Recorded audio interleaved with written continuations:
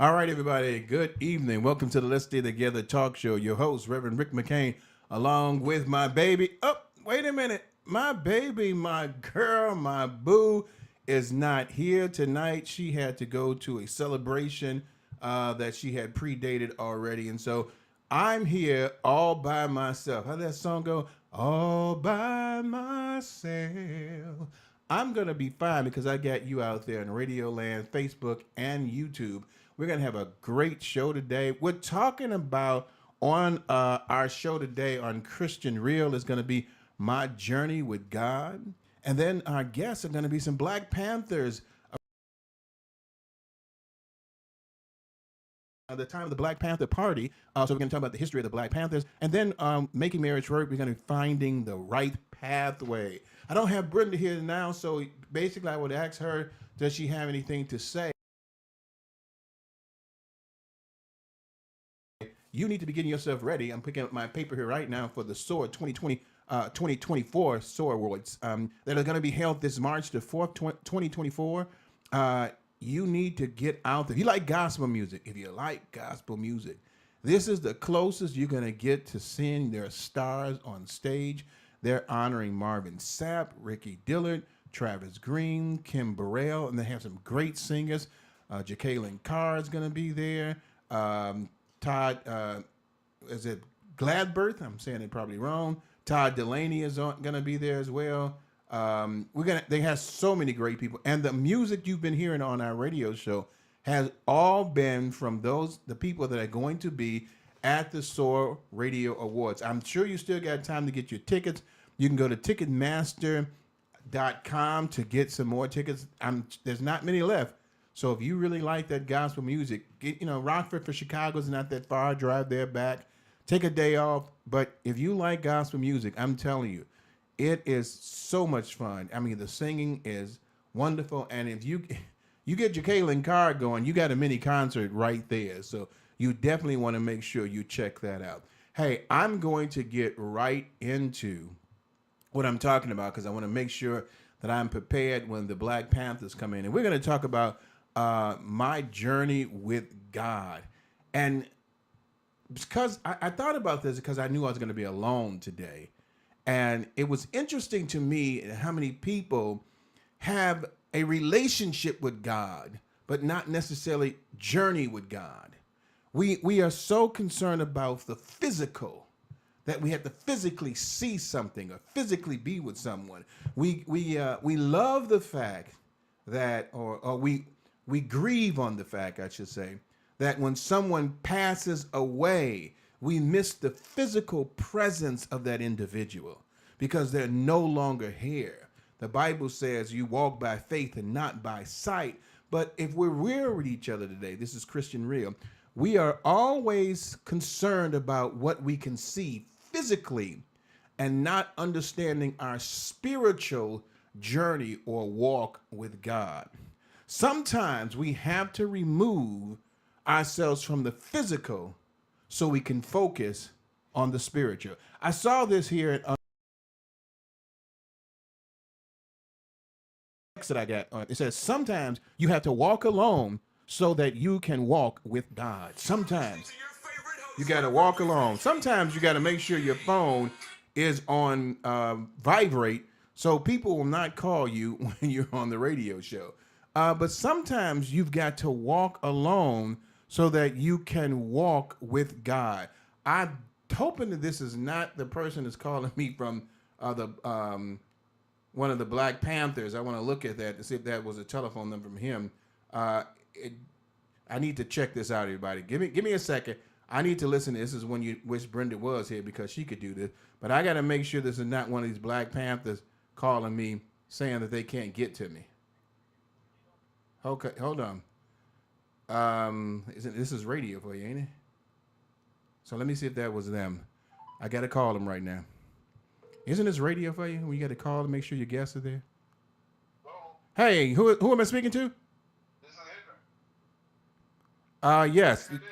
Yeah, you're for the Black Panthers, right? That's correct, yeah. Okay, that call in is at 7:30. Okay, I never got a link to that. That's why I had called you. You never got the link? Huh? You never got the link? Never got it. Okay, I'm gonna send you that right now. Okay, sounds good. All right, thank you. Thank you. All right, man. That's what you call good radio, isn't it? You got to do, you got to do things at the beginning of that. So basically, what I'm talking about is that you have to be able to walk away. You have to be able to learn how to walk away from individuals while you are trying to focus on God, because your relationship with God is a spiritual relationship. It's not a physical relationship. You know, you have to be able to know that we accept Jesus Christ spiritually. When we say, I accept Jesus Christ as our Lord and Savior and I live my life according to your will, we do that spiritually, because then the Spirit of God rests, rules, and abide in us. And then God, through that, is able to speak to us. He is able to manifest through us. He is able to guide us, to provide wisdom. And then based on that, we have a relationship with God. The issue sometimes is that we cannot move ourselves from the physical to be able to focus on the spiritual. And I'm going to say this, and I'm trying to do two things at once, and probably not doing it well, but I want to say this part real quick that I wrote down here is that Satan is always looking for something that he can weaken your spiritual relationship with God so that you are focusing on physical or mental issues rather than having faith in God spiritually to take you through what you're going through. Now, I want you to listen to that for a second, because a lot of times we will have ourselves saying, Satan is busy. Satan is at it again. Satan is at, we say that so much, what Satan has done, what Satan is doing. And it's not Satan that does that, people. It's us allowing him to come against us. And that because we allow him to come against us, we are not able to focus on God through faith. Now, the Bible also says that faith is the substance of things hoped for and the evidence of things not seen. If we hear that scripture and we get so excited, and oh, thank you, Jesus, thank you, Jim. But what we don't do is that we do not focus on the simplicity of that statement. Faith is the substance. That is what the word is saying. Faith is the substance. So if we know what the substance of faith is, then we don't have to worry about anything else. Faith is a substance of things hoped for and the evidence. We hear these terminologies and it sounds good, but we're not dissecting it to understand that God is saying that faith is where you come to him through. And that if we understand that that's how we come through God, then we don't have to worry about Satan weakening us to make us think on the physical and the spirit and the mental, when God has already told us to focus spiritually on our faith. And Hebrews 11:6 says, without faith, it's impossible to please God.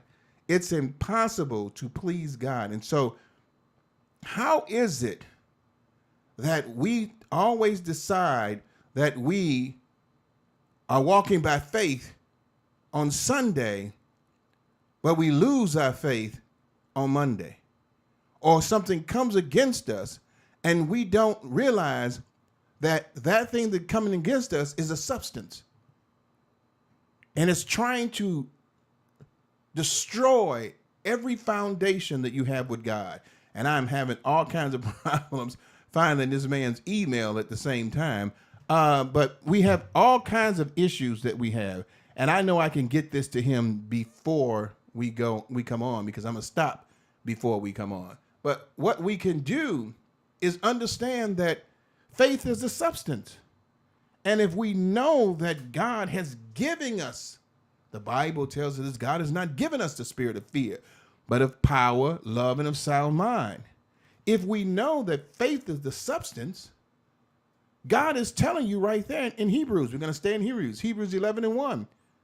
And it says, and the New International Version says, now faith is the confidence and what we hope for and the assurance about what we do not see. I love that. If we just look at that, and when you're going through your trials and tribulations in life, when things are bad, when you lost a loved one, when you lost a job, when you have some kind of loss in your life, you need to know where your substance is. Where is that base? Because Satan is going to attack that. He's going to attack your faith to provide fatalities, problems in your life. And so I don't have to attack someone, I want you to hear this, that goes to church and has a 2-hour faith. Satan doesn't have to attack that because it's already weakened, because as soon as it leaves the church, it's now focusing on its problems, its physical and mental.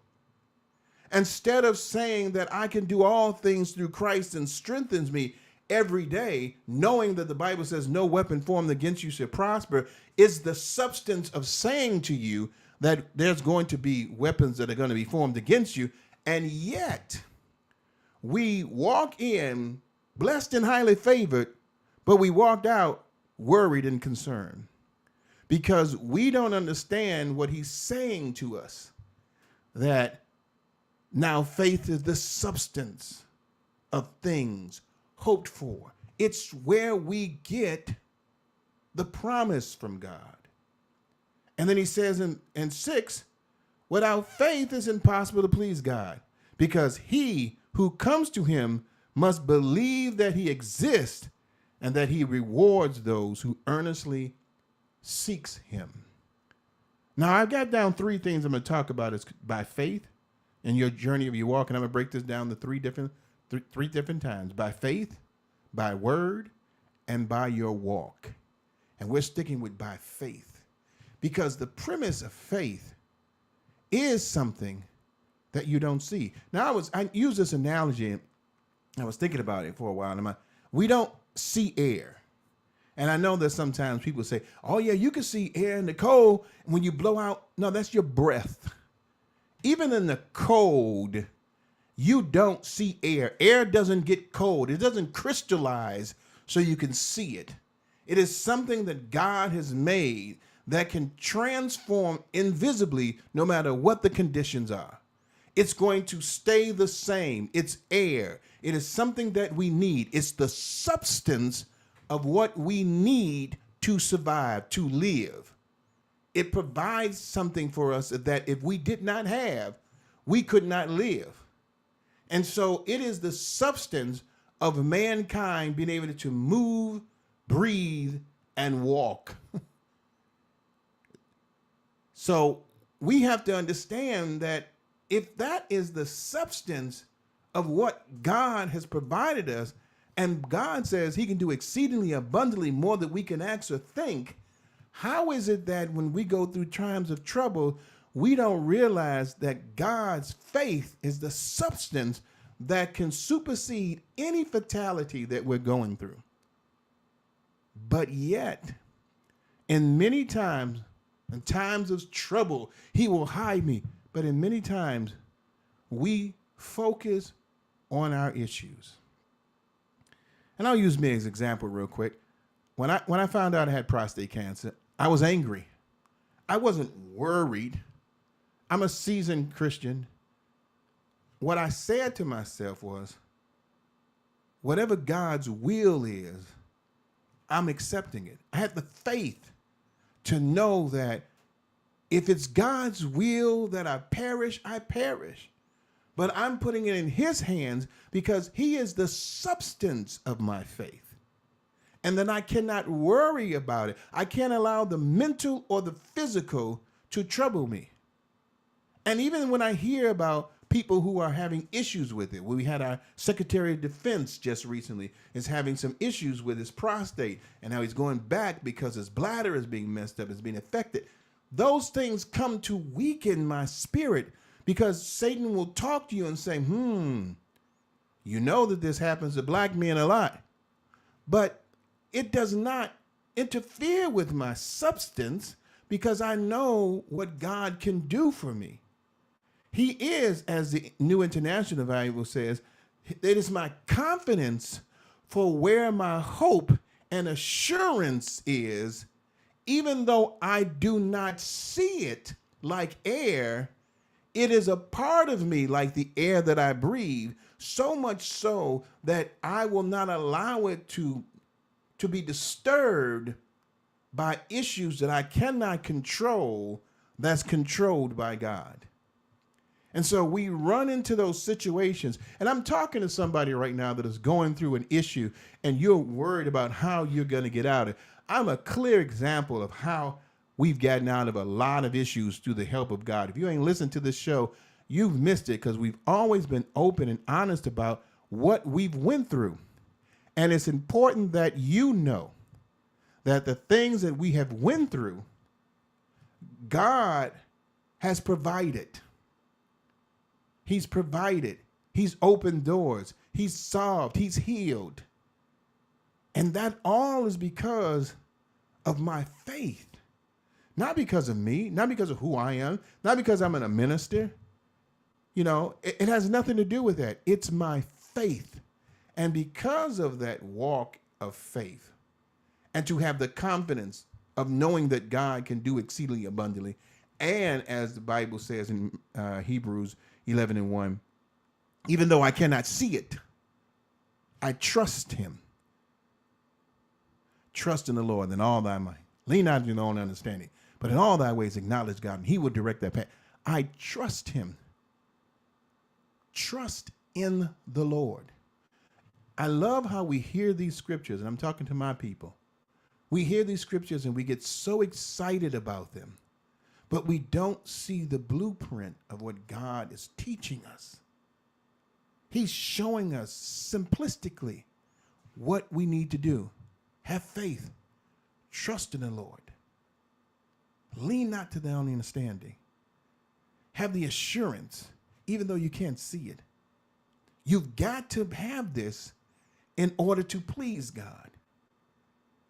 And we take those scriptures, we put them together, we understand that God has given us a Morse code, and not really a Morse code, but I'm putting together an example of if you trust and have faith and have confidence and have reassurance and don't worry about what you can see or what you're physically going through or you're mentally going through, God will provide your needs because he is a rewarder of those who honestly seek him. And so today in our walk of journey, and I want to make sure I give some time for some music before I go because I got to still send this thing over to this gentleman, the Black Panther that's going to be on the show. In your journey walk with God, and I want to read this again, make sure I say it exactly right. That the thing that I saw here. Sometimes you have to walk alone so that you can walk with God. It says sometimes. Sometimes you gotta just stay still and hear from God. You know, and just be able to say, I'm cutting out all the interference. I don't want nobody bothering me. No kids. No husband, no wife, no job, no nothing. I want to have my journey with God so I can move forward spiritually through anything that might try to stop me physically or mentally. And if you can do that, get to a point where you're confident that no weapon formed against you can prosper. It sounds good. But if you allow weapons to prosper, it means nothing. So when you get to that point and say, hey, I don't care what's going on. I say this all the time when something happens wrong. I tell people all the time, I say, if that's the worst thing that happens to me today, I'm blessed. Because I know that even though it's bad, God will turn it out for my good. Hey, I got to play some music because I've got to send this information over to this young man so he can be on this show. We've got some music being playing today. It's only going to be from us. Those are going to be in the SOAR Radio Awards 2024 SOAR Awards that are coming up on March the 3rd, March the 4th. Let me get my information right. March the 4th, 2024 SOAR Awards. Sometimes your mouth moves too fast. We got Titus Showers he's one of the people that are going to be there. His name is got name on it.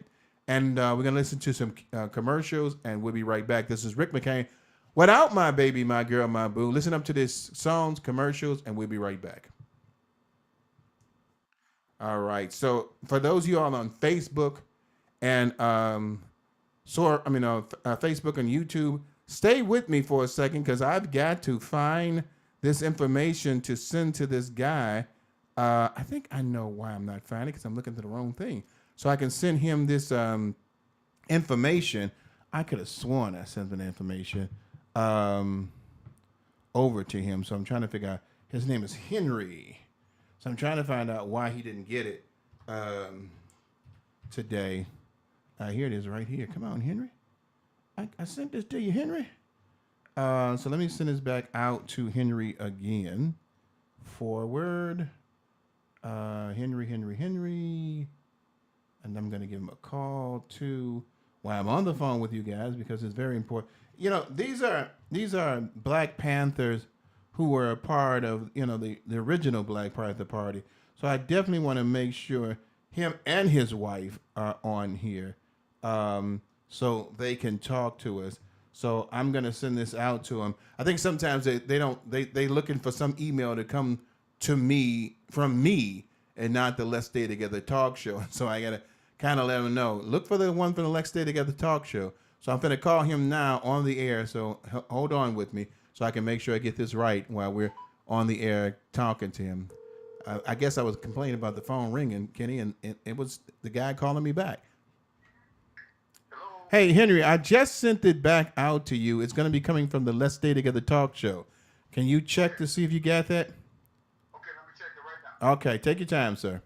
Okay, hold tight. Sure. So, one of the things I was going to talk about to you people that are on here is that, of course, if you saw the Super Bowl and the Chiefs won, you were happy. If you were looking for the San Francisco 49ers to win, you're not as happy. My boy, Patrick Mahomes, came back and brought the game to the size of the Chiefs. They're 2 times Super Bowl winners back to back. And that was great. You heard all this information about Taylor Swift. I don't really understand. I mean, it probably got more people to watch the Super Bowl, but, they're talking about conspiracies that they want, the Chiefs to win because she voted for Biden and there's some kind of conspiracy going on. And then your crazy ex-president Donald Trump's talking about how much money he won for her. And I'm like, okay, doesn't make any sense. How do you... I've never seen a person who thinks that everybody owes him something for how they've been successful, or he wants to make you fail. He'll do that too. Henry, you back? Yeah, I got the link. You got it? I got it. All right, sir. Thank you very much. No, for sure. All right. So that's great. He's got the link. And it's crazy how that happens. They're talking about the Super Bowl commercials. Super Bowl commercials. Some of those commercials were terrible. I mean, they were really terrible. The Beyonce, the people like that. There's a couple of commercials out there. I didn't think any of them were that great to me, but you may have thought some of them. And the situation is going on with Usher and Alicia Keys. I mean, people are trying to cause all kinds of problems. I mean, we're in a society nowadays where the cancel culture is just amazing. How everybody is fighting over about something. I mean, he was holding on to her too much. That's ridiculous. No, come on now. I mean, her husband had no issue with it. He knew this was going to be happening. And all of a sudden now there's an issue with that, that he's holding on to and stuff. I thought the show, the performance from the A, as they called it, from Atlanta was excellent. It was a great show. I enjoyed it, very much. It's probably more fun than the game because that was a boring game to me. But it's amazing how people were arguing and fussing and fighting about so many things in there. And then we get this stupid thing where one of these senators, Matt Gaetz, said he didn't want to watch the Super Bowl because they were playing the Black Anthem. And it's like they replaced the Black Anthem with the American anthem, whatever that thing is. I ain't sung it in a long time. With the Black Anthem. And he didn't want to watch the show. What my thing is, so what? Idiot. You're an idiot. This is Black History Month. Matter of fact, idiot, Super Bowl comes every time during Black History Month. They decided to sing a song, lift every voice and sing, and you're not going to watch the whole Super Bowl. And you're going to let people know that you do that. You're looking for your 15 minutes of fame, and you're a fool. I get tired of people coming up with this stupid, idiotic stuff. And some of these Republicans now are driving me so much. I think they're in an insane asylum with the stuff that they're bringing up about it. And some people say, you're just, acting like because you're a Democrat. If Democrats was acting like this, I'd be ashamed. I'd probably vote Republican. It's ridiculous with some of the stuff that he come up. He's not going to watch the Super Bowl. He lets everybody know. I'm not going to watch it. My wife said, why are you not going to watch the Super Bowl? Because I don't want to hear the Black Anthem. They're playing the Black National Anthem. You would say that? I mean, you're the senator of a state which, if I'm not mistaken, actually has black people in the state. You do know they vote for you or they're going to vote against you. He probably is not worried because he probably figures he has enough people voting for him. You can always tell when someone doesn't care about your vote when they say things like that.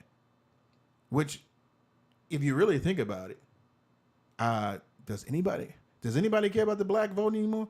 I know the Democrats are getting it, but do they care? Are they showing that they care? We need to start really looking at that and making these people care about who we are. And about the 15 seconds I got left, if anything happens that Donald Trump gets back into the White House, we in trouble. All right, we're going to get back. All right, everybody, welcome back to Let's Stay Together Talk Show. Your host, Reverend Rick McCain, without my baby, my girl, my boo. She's out on a celebration today. It's already been pre-planned. And so you have me here alone. Hope you enjoy the information we talked about on a journey with God. Unfortunately, I'm sorry that we had to preempt that a little bit because the gentleman that's going to call on our show in a few minutes from the Black Panthers didn't get the link. And so I had to make sure he got the link so he can call on. So soon we should be hearing from them. It's going to be interesting. We talked about the history of the Black Panthers. These people were actually a part of the original Black Panthers. Stay with us afterwards because when we come back from commercial break, we are going to be talking about the situation that happened at the Joel Osteen's mega church where they had the shooting there. So much information going on there. So many people saying some crazy things about it. We're going to dab into that as well. And then again, I got my information up here. Hope we'll have these gentlemen on here soon. What can I say about Black History Month? I'm not a person that gets excited about Black History Month. And it sounds terrible. But I celebrate Black history every day. I've never been excited about them giving us 28 days. It was only a week at the beginning. And then all of a sudden, we got to give them a month. Let's give them the shortest month possible. I'm like, really? I mean, you have other things that came out after us that has more days.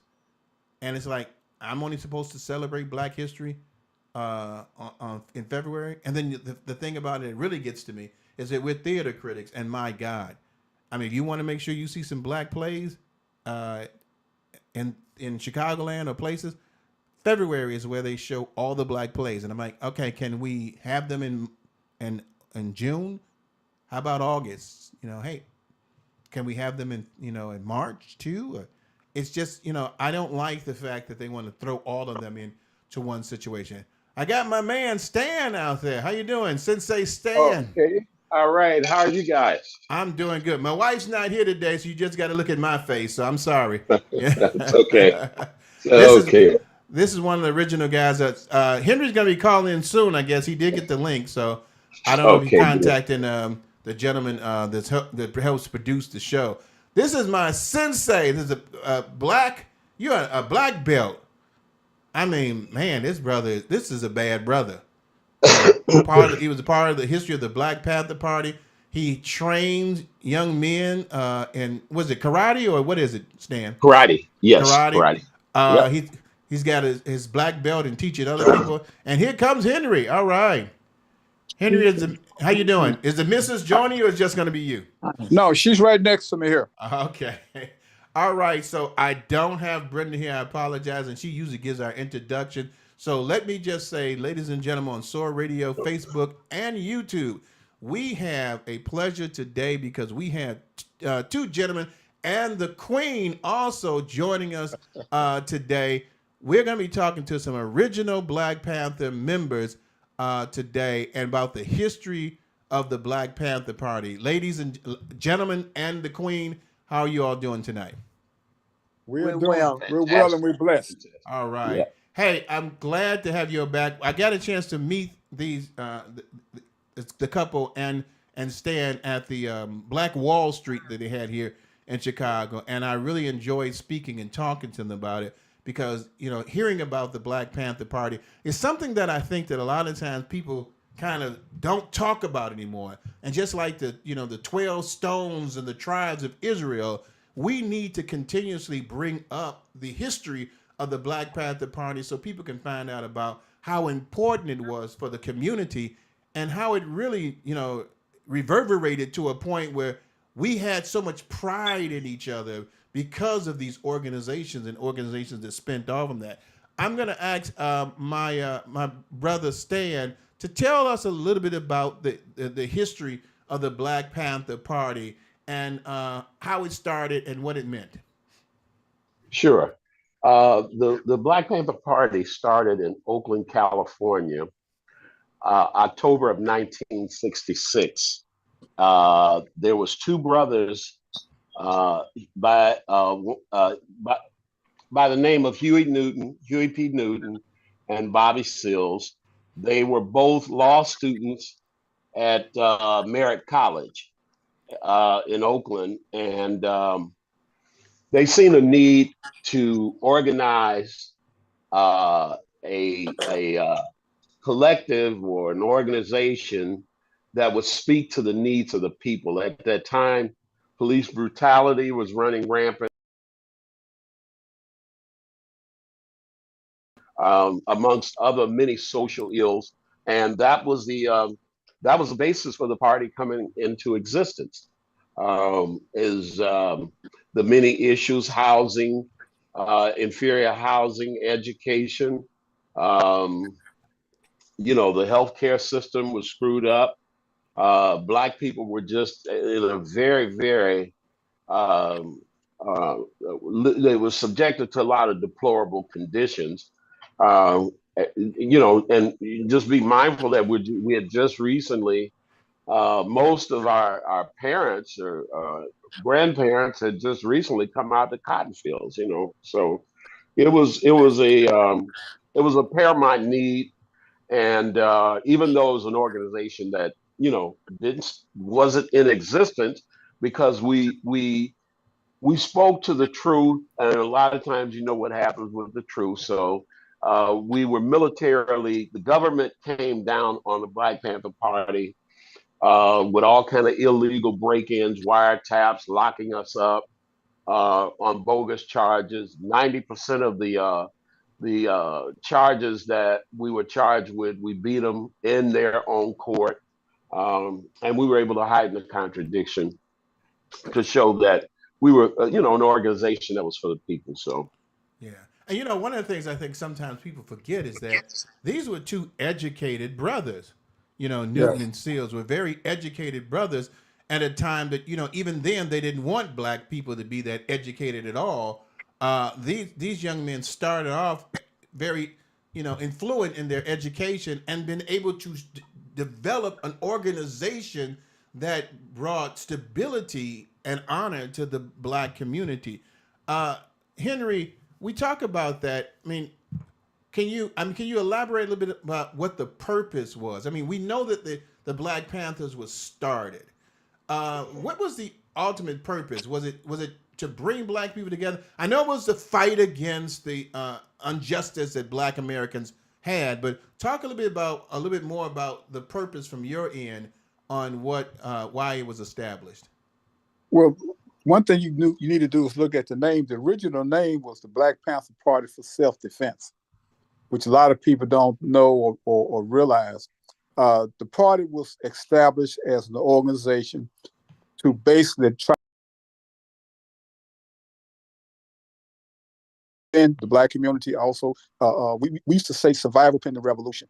People get hung up on the word revolution because we had this idea that we see on TV of people running around with guns and overthrowing governments and shooting, all that type of thing.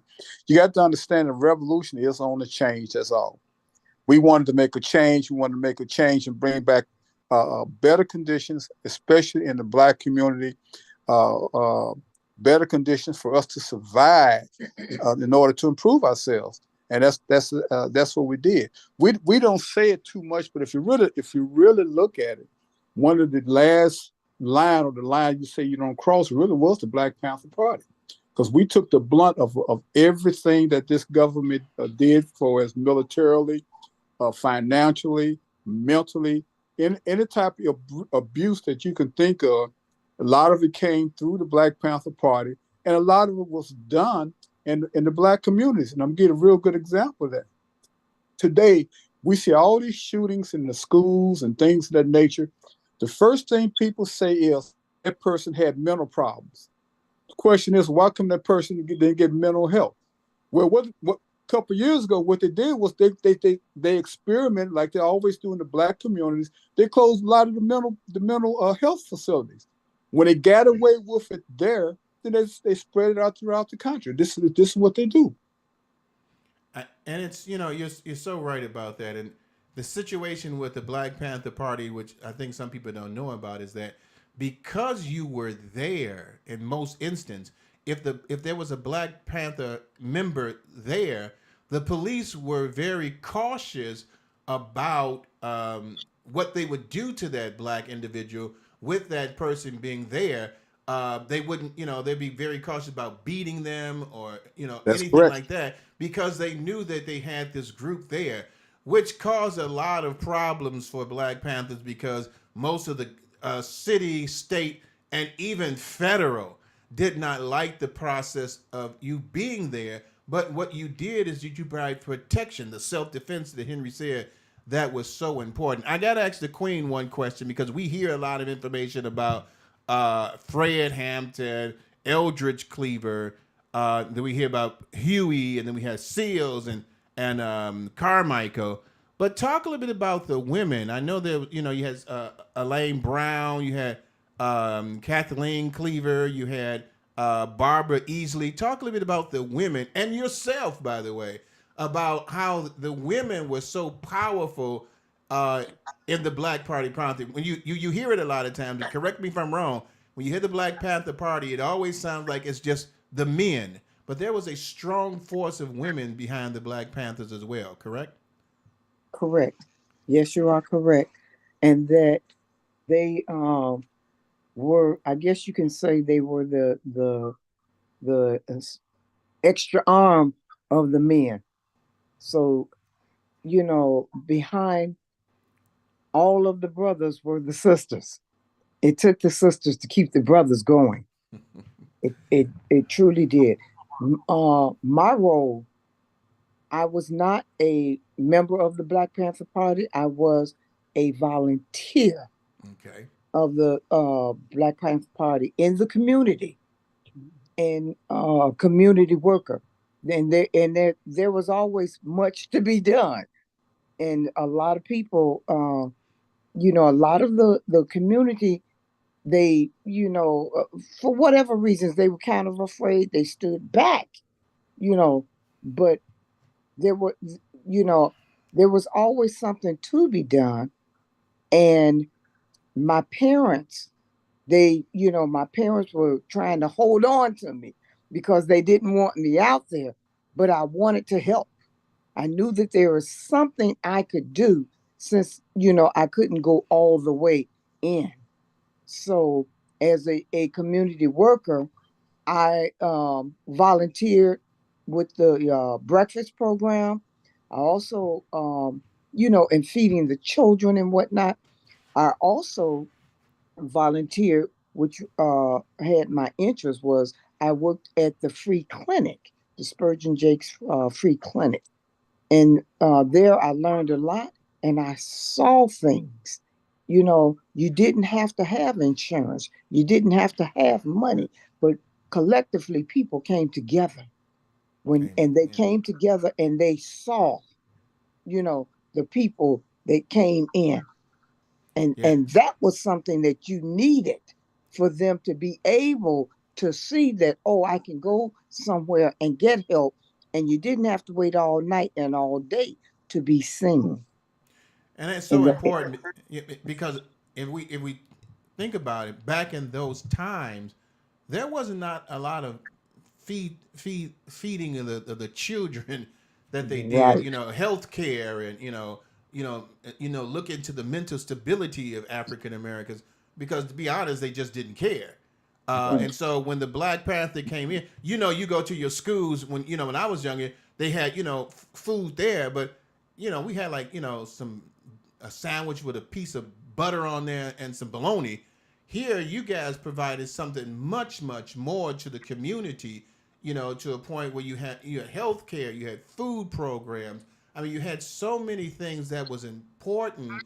Um, I just want to talk to you again about the importance of that, how that really helped our community and our kids when they knew that they had a meal, or like you said, I didn't have to worry about if I was going to get health care or if I had money for it because it was there.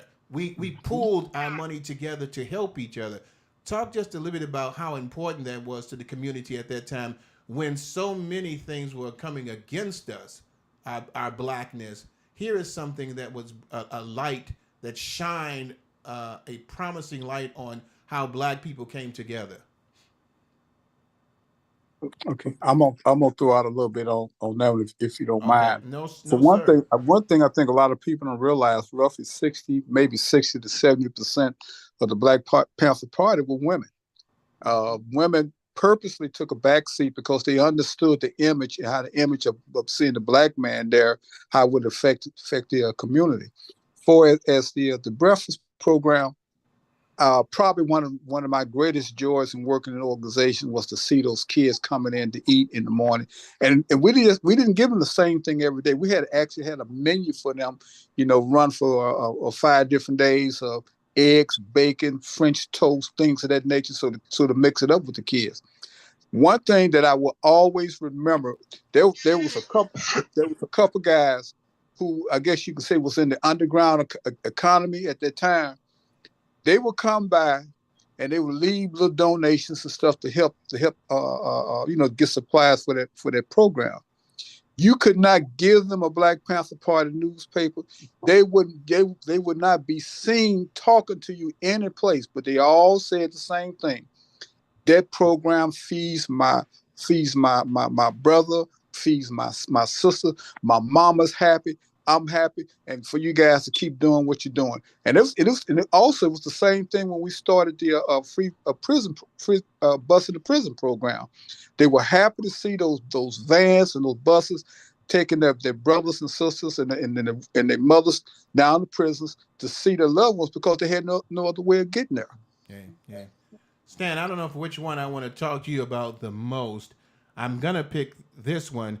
I was gonna talk to you about the 10-point program, but I want to talk to you a little bit more about what I consider the Chicago massacre, what happens on December the 4th, when we had a issue with the policeman with Fred Hampton, and I think I got the name down here of Mark Clark. Talk. I mean, if you haven't seen or heard anything about the Black Panthers, first, shame on you. It is our history that is so important to hear. But when you see what happened, and you see how many shots were fired in an apartment against him, I wanted you to little talk about that, Stan, about that, what I call the Black Chicago massacre against a man who was just fighting for the rights of Black men and women. Sure. Just a footnote. Chairman Fred was a very phenomenal young man. You know, at the time of his assassination, he was only 21 years old. Chairman he was from Maywood, Illinois, and right now, as we're speaking, we have a crew renovating the childhood home of Chairman Fred Hampton Sr. So we're renovating that home to turn it into a museum. But Chairman actually was a member of the Maywood NAACP. When he got involved with the NACP in Maywood, the ranks went from a couple of hundred to about 700 under his leadership. This was before he was actually recruited to join the Illinois chapter of the Black Panther Party.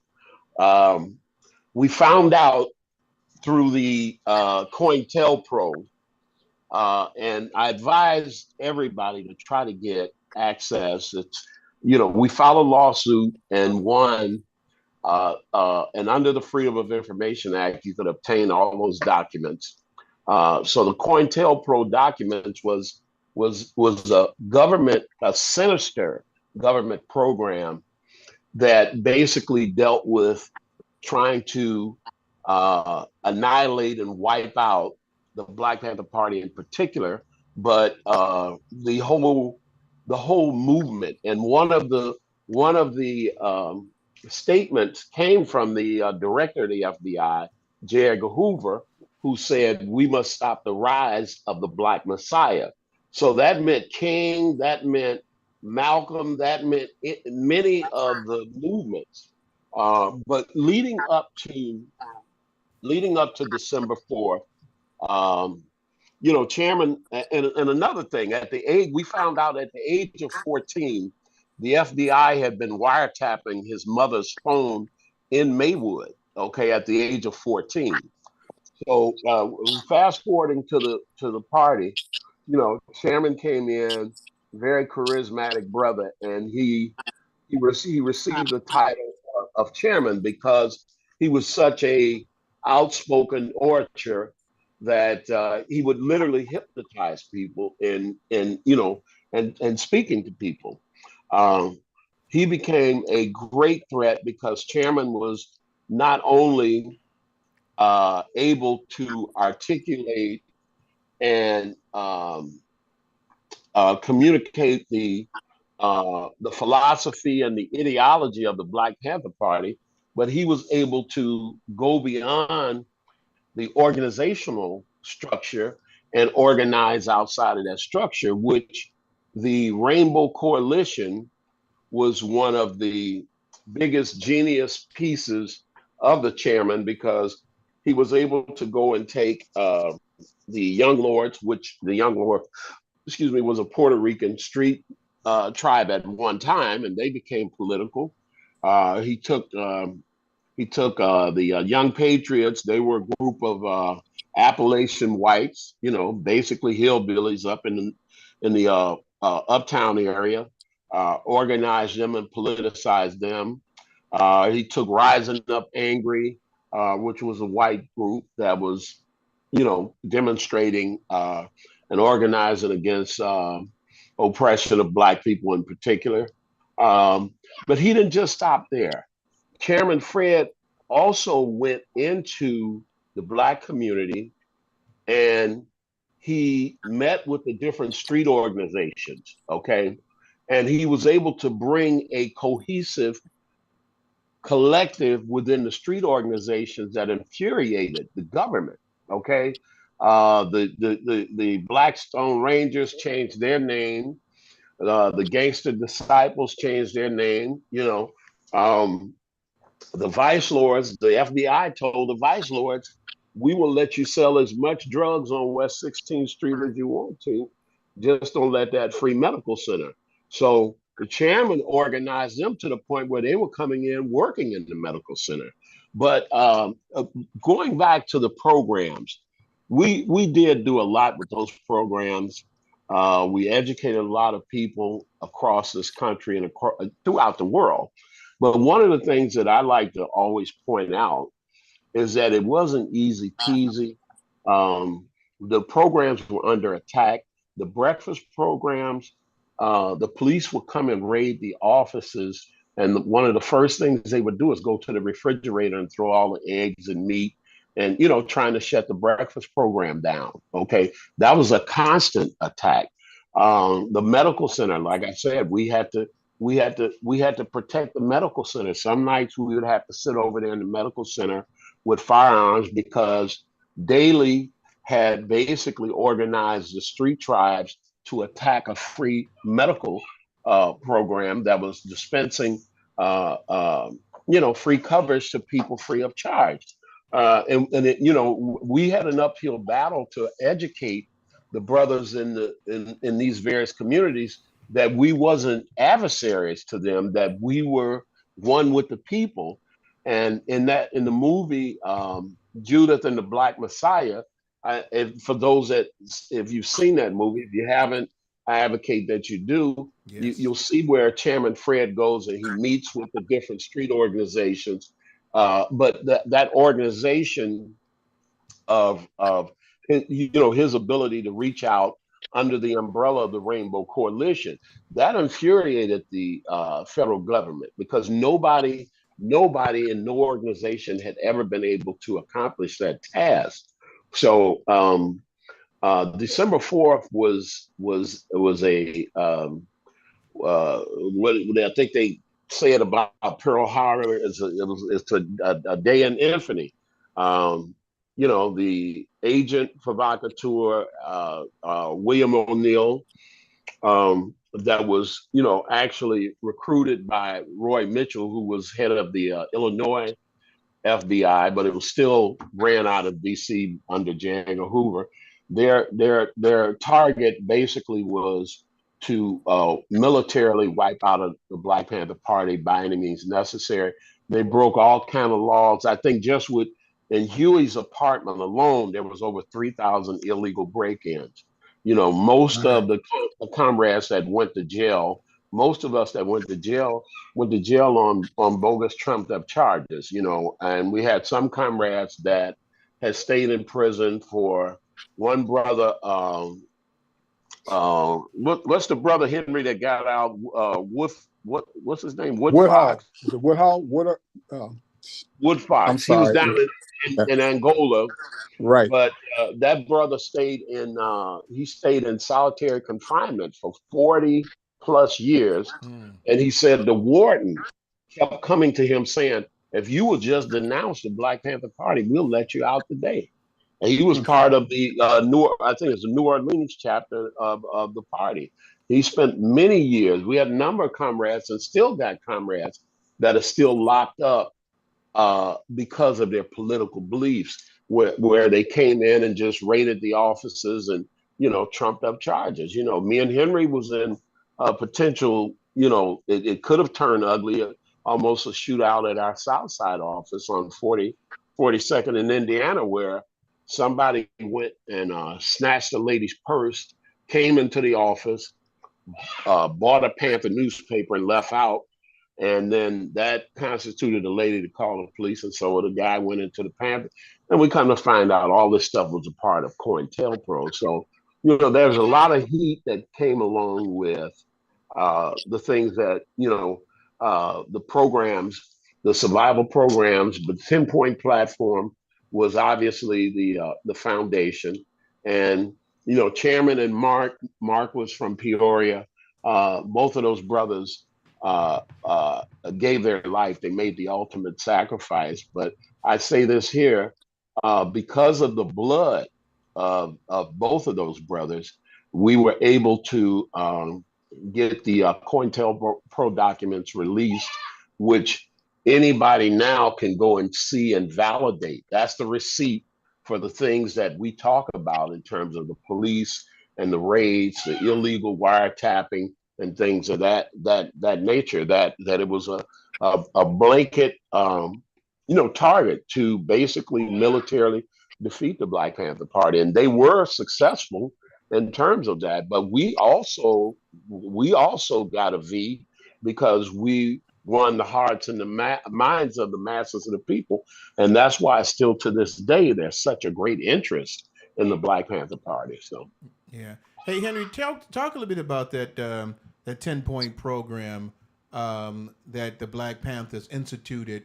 That if I'm not mistaken, everyone had to learn these 10 what I'm saying, 10-point programs to be a part of the Black Panthers. Is that correct?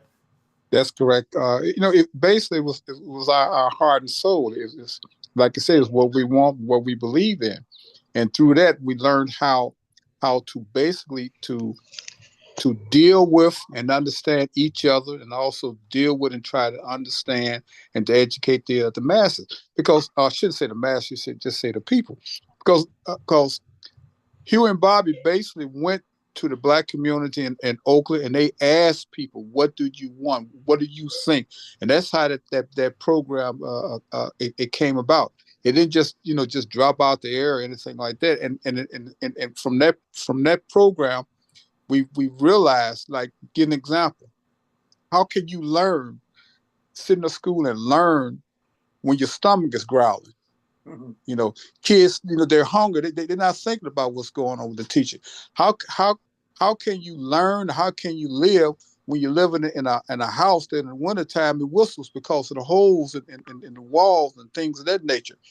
A lot of these things, me and this brother stand here, we experienced it personally, because we came in that gap where with the civil rights movement with Dr. King, and I had tremendous respect for him, because how there's no way as young people at that particular time I could see turning my head and just letting somebody spit on me, shoot on me, all these type of things. We I couldn't fathom that. I mean, especially as a young person. I mean, I understand it now, but as a young person, it didn't resonate. We were around when they let the dogs out on us. Of those black and white films that people see with the dogs and the water hose, we experienced that. So we know that, and we were not going to take it. That's the bottom line. We was enthusiastic. We wasn't as educated as we should have been. We got out in the streets and we made things happen. And here's another thing a lot of people don't realize. A lot of us, there were days that we didn't eat. A lot of us, there's days we walked and up and down the State Street corridor, up and down those projects, selling papers and doing voter registration, the whole 9 yards. A lot of us had holes in our shoes. Now, I know these are things you don't usually hear about, but it's right. And it wasn't as romantic as you might think it was. But I can say this, and I can say this honestly. It was a collection of people that came together who normally would not probably sit in the same room together.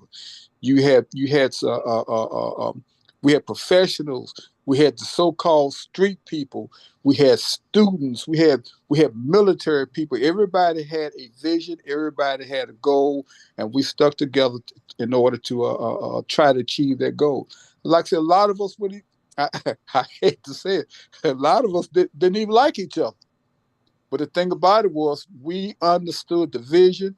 We understood that we had to do something about this violence that was perpetrated on the black community by the United States government here. It's the most powerful place in the world during those days.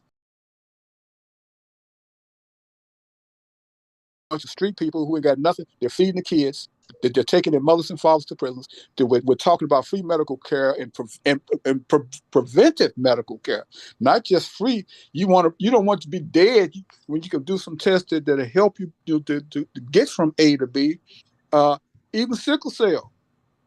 We the ones who were really sickle cell anemia affected. They weren't doing nothing with sickle cell, and now look at it. These things now are. Remember, in the Black community, the only institution we've always had really has been the Black church. Yeah. Now, you know the breakfast programs, the lunch programs, people take it for granted. They don't even know where it started from. You had to get sickle cell tests now in a lot of places before you get married. They weren't doing those type of things.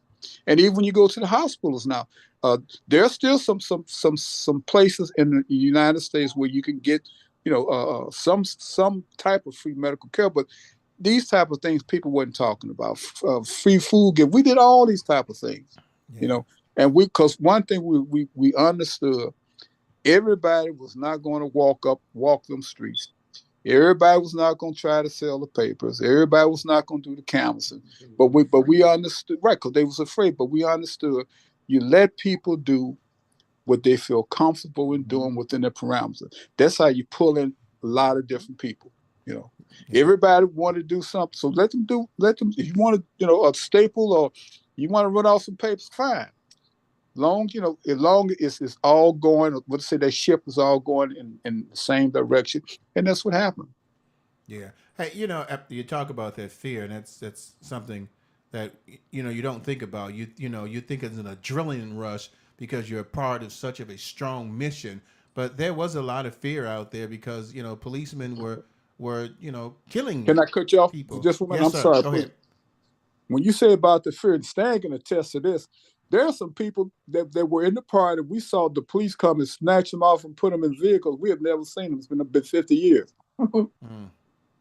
Yeah. So I understand the fear. Stan understand the fear, and I even understand how people feel about the fear too. But if somebody still has to, they got to buck that fear and try to do some things. But as collective, as a movement, you're less. How can I put it? That fear it decreases a lot because you got so many other people that's there with you, to do what you're trying to do, to make that point what you're trying to make that point. And remember this though, we had kids around always. Every office there was a bunch of kids, always, all the time. So that tells you something about fear. Also tells you something about that image that we had, So I'm not going to keep you long. I got one question I'm going to ask all three of y'all to answer, and I'm going to start with the Queen first. Unfortunately, things happen in Black Panther Party where situations where leadership got different leadership, different views and stuff like that. And as I hear, it ended in 1982. I want to know from all three of y'all. I'm going to go with the Queen, then I'm going to go with Henry, then I'm going to end with Stan. What do you think that blacks in society today miss about not having the Black Panther Party? They miss a lot. They miss a lot. It is something to think about. I guess in the community, maybe from household to household, you talk about politics and you talk about the past and how it was, and the for lack of a better word, our government has already thought about how it's going to affect us, because if we go back to that point where people came together to work together and accomplish things, then what? Then what? The power of the people, it means a lot. That's your strong arm. That is your strong arm. And we miss that today because the way the government has come in, and the way our society is, you know, basically they've fallen back on the power of the dollar. You don't have the dollars, you miss out on a lot. You know, so you're going to be struggling. Here we are 50 years later, and we're still struggling, trying to come together, trying to get things, you know, done. Our young people will be at a loss because they're not interested in I shouldn't say they're not interested, but they don't understand the power that they have in a vote. And you know, there's no education. There's a lack of education there. And it's sad to say we're up in age and we will be, you know, gone off the set. The young people coming behind us, the generations coming behind us, I'm afraid they're not going to be as educated, but they will be able to look back because they don't have to reinvent the wheel. The whole premise of the Black Panther Party and what they did and what they stood for is there. So they can, you know, take a look at it and say, okay, well, we can do this and do that, and we can modify. We can still come together. We can still come together because we're losing out on a lot, and we don't value education, and education is everything. Education is power. Mr. Henry. Okay. For lack of a better term, and I'm gonna be extremely political incorrect right now, the 800-pound gorilla is not in the room anymore, which means that we tried our best to oversee. When I say oversee, we're not trying to direct nobody, make nobody do nothing, but people always knew that we was kind of looking over their shoulder. All these politicians who claim they're for the people, they have no idea whatsoever. You know, we was an alternative that people could go to. A lot of Do you know a lot of the chapters and branches, the so-called street gangs and stuff, used to come to the offices and sit there and hash out their beefs and stuff? You don't have a lot of that anymore. Even if you wasn't a party member, you might have been some other organization. We did try to respect you, and they try to respect us. That is not out here anymore. So, Stan. I have a saying: without structure, there's chaos. So and this is all by design. Again, when J. Edgar Hoover made the statement, we must stop the rise of the Black Messiah, he was speaking of these particular days and times where we're living in a communal setting where we don't even embrace each other half the time like we did back in the 60s. That fervor of, I can recall walking down State Street by myself and approached by a group of Black women and, hey, brother love, hey, hey, brown sugar, that, offering their phone numbers. We have that disconnect that was designed by this chaos that was initiated by the biological chemical warfare with the crack cocaine coming into the Black communities to further divide, and the closing of mental health, the closing of medical facilities, et cetera, et cetera. So without structure, that's even with the street organizations, they took off the leadership.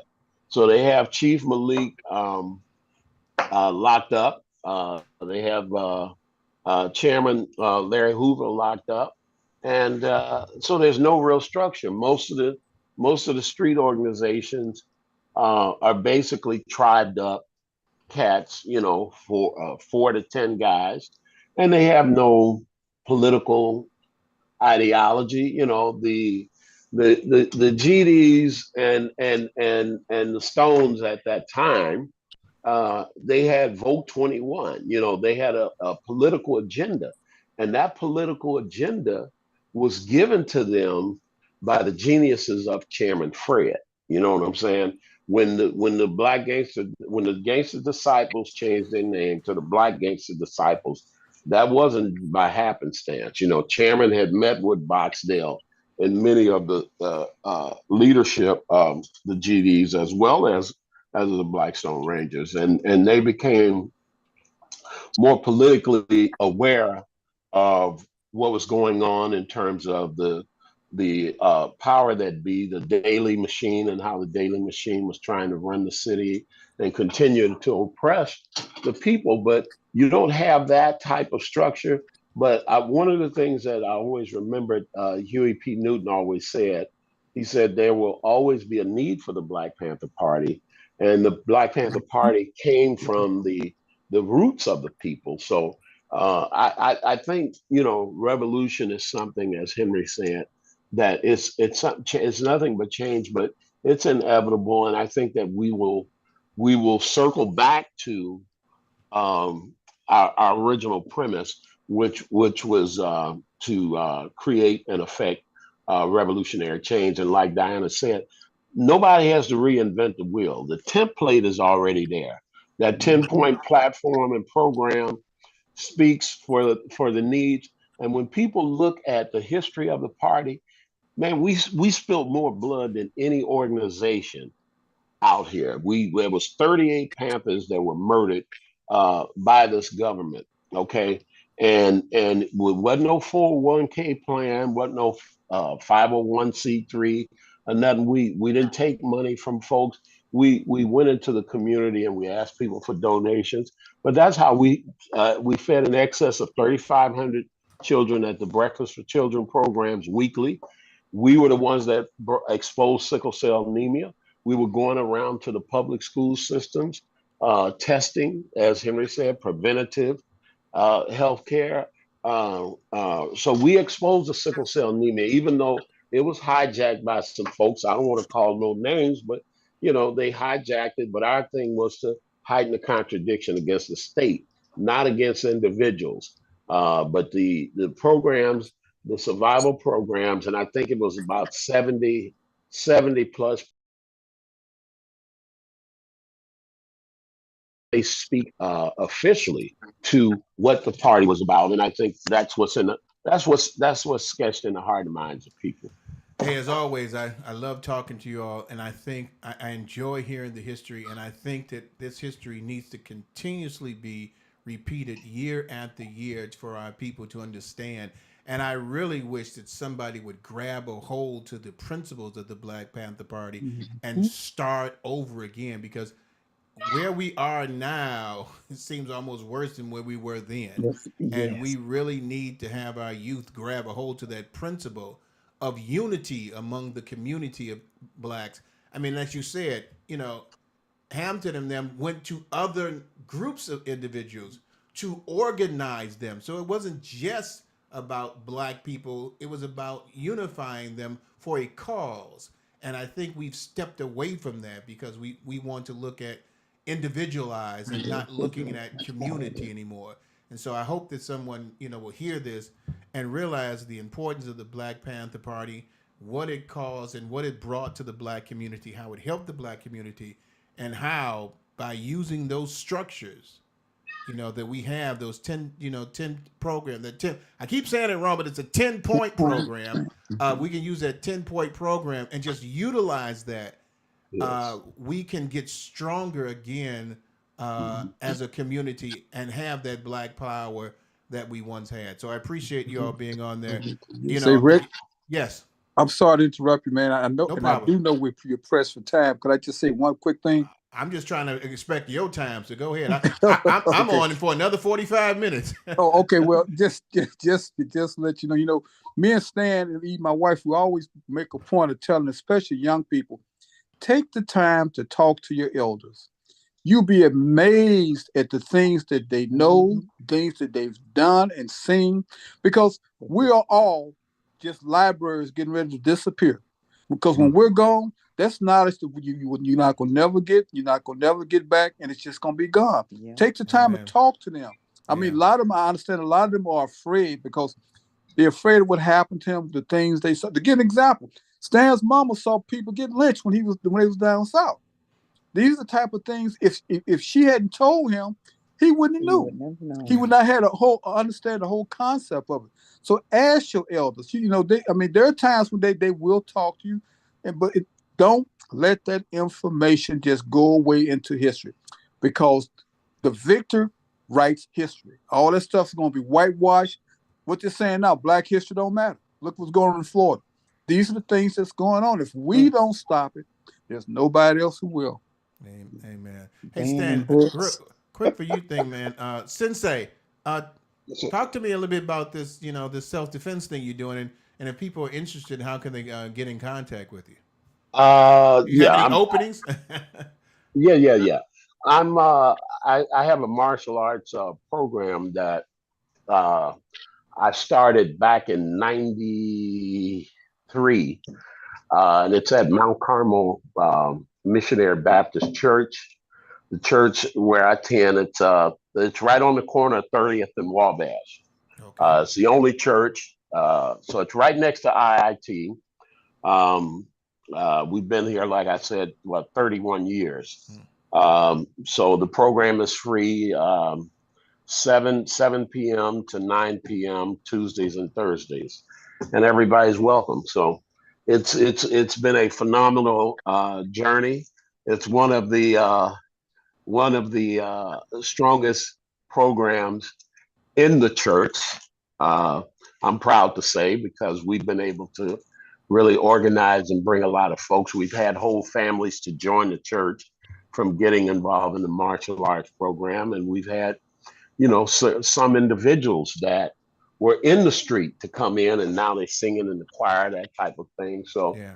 it's a good vehicle, but the program is free, and my vision was I got into the art, early before I got into the party, and there was a group of us that went to the same karate school, and that in itself is a whole historical piece, because we come from an instructor that experienced a lot of racism doing the whole martial arts piece, where there were times where blacks were still not, you still couldn't drink out the same water fountains, use the same washrooms and stuff. We'd have to go to tournaments. We'd have to go outside and go out back and put our clothes on and stuff. So I was blessed to, even with the martial arts, to come from a lineage of Black martial artists that have been around and really have made an impact in a story to tell. So I offer the class. I worked when I was transferred to Oakland, California, which was our central headquarters. I worked with Brother Steve McCutcheon, who's a martial artist, and we had a free martial arts program at the Oakland Community Learning Center. So I taught classes out there, helped him get that set up. And then, when I came back, I left Oakland in '79. When I came back to Chicago, I, said, hey, well, maybe I'll, try to kick something off. And there was a young brother got killed, and I was asked to, use my skills to come in and start a martial arts program that would be a neutral ground between the two factioning street tribes. And it worked, for a long time. And again, was able to organize a lot of people under the martial arts umbrella. And then I left this was in the Uptown community, because I worked with Helen Schiller up there, Slim Coleman. And then I came south to my church. When my pastor heard I was teaching martial arts, he said, get a program started. So from my experience of organizing in the Black Panther Party, I attribute that to that. I came up with an idea, took a couple of students, and we took propaganda to all of the housing developments from Cermak to 55th Street. And opening night, we had 300 and some folk. So the program has been a phenomenal program. So, the arts is my passion, man. I just got promoted to 10th degree black belt. So I'm an old man with this stuff now. Hey, Yep. an old man that that if I even need some protection, I know where to call. Hey, I appreciate you all so much for sharing the information with me regarding the history of the Black Panther Party. And hey, I know you will, but make sure you continuously share this information because we need to know, especially our young generation. And Well, we We are, try. brother. Me and Henry are still, we doing speaking tours. We got a thing. We're supposed to speak at Madison, Wisconsin University. We go around the different universities speaking, and we were doing tours at the West Side Justice Center in my attorney's office there for a little while. So we still, any opportunity that we get, we try to share that information with. I think we did a tour over there at the Service Union. What is that on Halsted SCIU? SCIU, yeah, Yeah. on Halsted. So we try to go wherever we can to continue to spread the information and knowledge. And obviously, Diane is she's definitely the ram in the bush because by her being a woman, she can and being there, she can speak. Even though she wasn't an official Panther, she worked in that capacity. Diana's house was the Panther crib. We was able to sleep and hide out at her house when when we was on the run when we had cases. that's a story within itself. Yes, yeah. Yeah. Hey, I'm gonna. I'll probably. I don't do Black History only. I don't do stuff like this only on February. So be prepared to be coming back because I always like to bring up information so our Black people can know about our history and how blessed we are to have people like you standing in the gap for us. So I'll talk to you guys soon and thank you all for being on the show. Well, Right thank on. you. All right. Thank you. Thank All you. right, Right take on. care. All All right. righty. All right, to the people. All All right. power Yep. to the people. Right All on. right. Yeah. All right. Take care. All right. Hey, I hope you all enjoy that. That is history in the making. These are people who were there, who can tell you about the trials and tribulations of things that are going on. So if you don't understand that, that's the history of Black America, especially in Chicago, Black America, and what we struggled through, what they meant by young, gifted, and Black. These are the people who that were there when Hampton got killed, when the first Black man in the party got killed. He said 38 people got killed. The trials and tribulations, the government that was going against them, tapping Fred Hampton's phone when he was 14 years old, his mother's phone at 14 years old, because they knew something was happening. The FBI saying that you have to kill the Black Messiah. I mean, that's basically saying you have to kill the foundation of the belief, the understanding of what it meant to be Black. If I can kill that Jesus, that wisdom, that knowledge, that understanding, then I can separate the Black people as a whole, which is what they have done in a sense, because we have no strong leaders from our youth standing up in the gap the way they did back then. And so please share this information with your sons and daughters.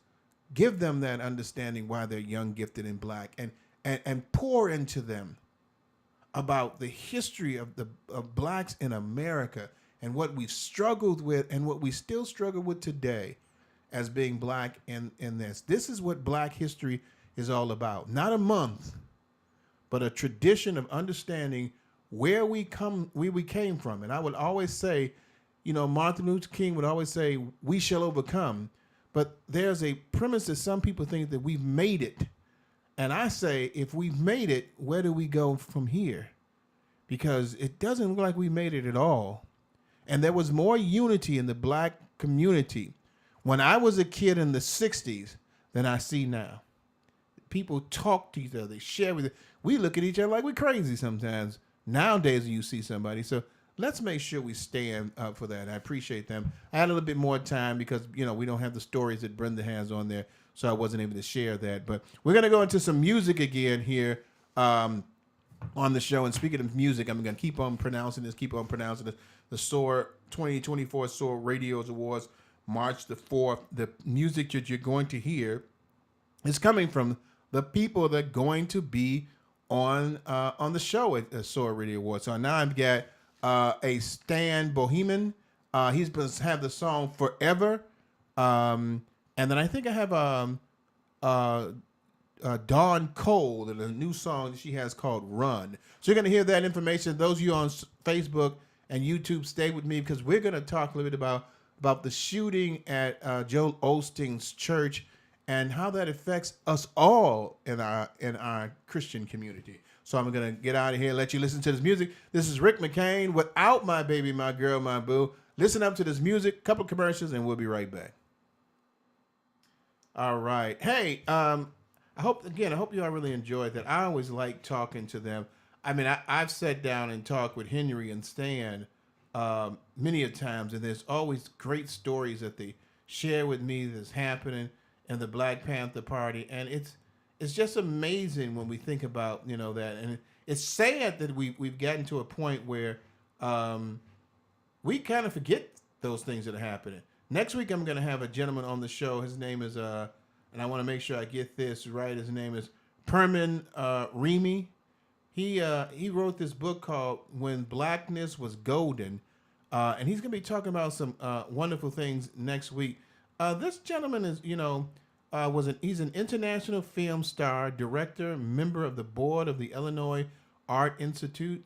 While a teen, he was on a reoccurring role on a TV series called Birds of Iron Feather. It was considered one of the first black soap operas that are on TV. He's also an acclaimed film star. He was in the original. Some of you may not even remember this movie because you're not young, you're not old enough.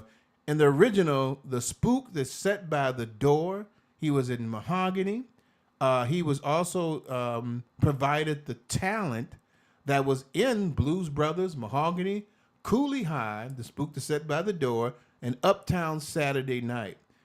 He produced films like Of Boys and Men and released the Warner Brothers starring Angela Bassett and Robert Townsend. So this guy's got a lot of information he's going to share about his history in the theater business, in the television business, and it's going to be interesting to talk to him as well. Let me see if I can pull up this story that I have here for Joel Osteen.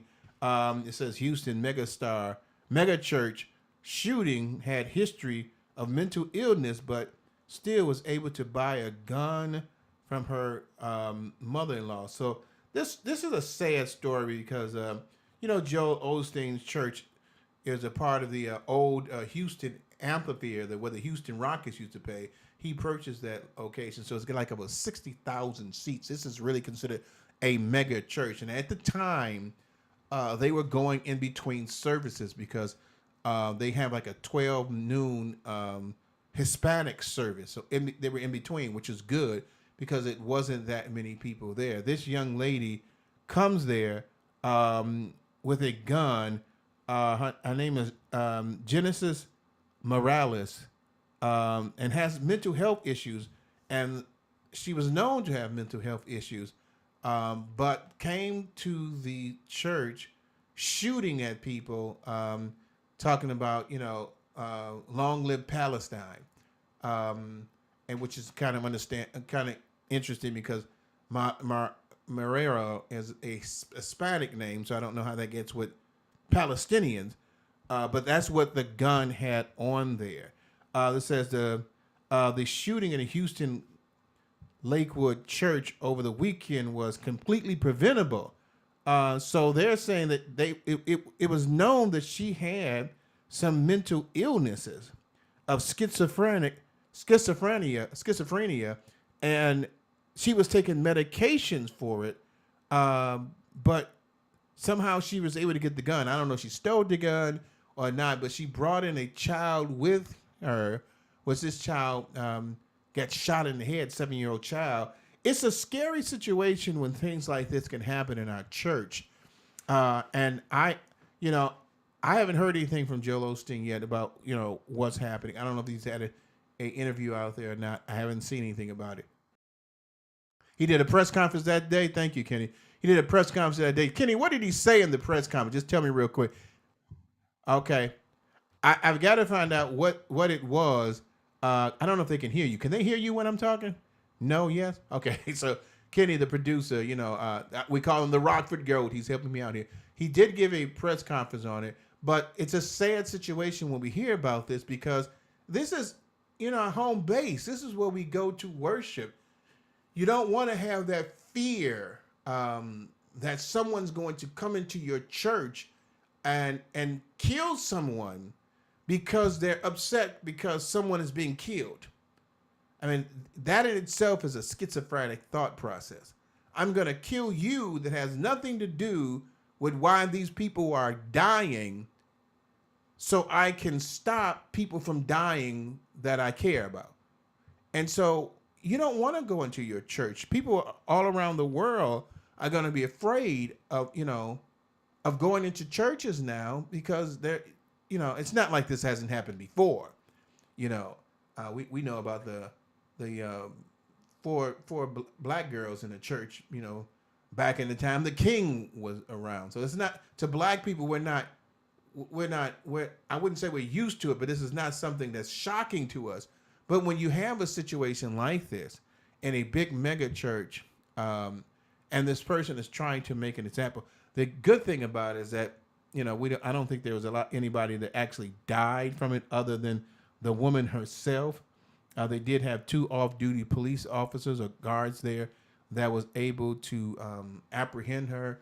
They probably, I think they shot her. But it's sad to hear this.